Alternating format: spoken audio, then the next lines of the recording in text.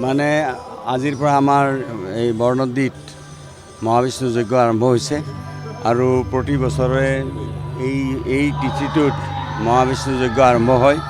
আজিও ইয়াতে যজ্ঞ আমাৰ মন্দিৰলৈকে আহি ভগৱান প্ৰভুৰ চৰণত আশীৰ্বাদ বিচাৰিলোঁ আৰু প্ৰভুৰ চৰণত আমি ভগৱান বিষ্ণুৰ চৰণত আমি প্ৰণাম জনাইছোঁ, যাতে ভগৱান বিষ্ণুৱে সকলোৰে কল্যাণ কৰে, সকলোৰে মংগল কৰে।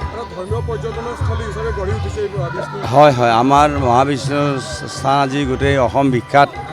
গতিকে আজি বিল্লেশ্বৰ দেৱালয়, মহাবিষ্ণু যজ্ঞধাম, গতিকে এনেকৈ আমাৰ সমষ্টিত টিহু সমষ্টিটোত কলীয়া গোসাঁই ঘৰ, মাখিবাহাৰ হৰি মন্দিৰ, তেনেকৈ আমাৰ গোটেই বিভিন্ন ঠাইত আমাৰ ধৰ্মীয় অনুষ্ঠানো, ইয়ামপুৰৰ দুৰ্গা মন্দিৰ, হাপুৰৰ দুৰ্গা মন্দিৰ, এনেকৈ বিভিন্ন ঠাইত আমাৰ ধৰ্মীয় অনুষ্ঠানসমূহে এটা পৰ্যটনস্থলীলৈকে ৰূপান্তৰিত হৈছে আৰু এইটো বহুত ভাল কথা আৰু ভাল লগা কথা। বহুত যাত্ৰী আহে এইবিলাক আৰু আমাৰতো এতিয়া বিল্ডিং আৰু বনাই আছে মহাবিষ্ণু যজ্ঞৰ ফালৰ পৰা।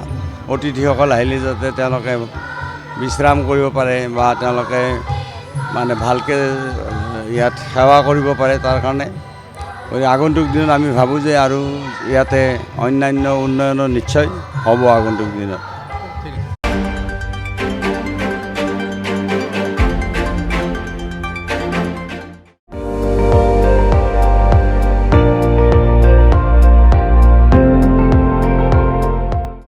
আপুনি চাই আছে ND24, সৰ্বশ্ৰেষ্ঠ নহয় সৰ্বোত্তমৰ দৌৰা।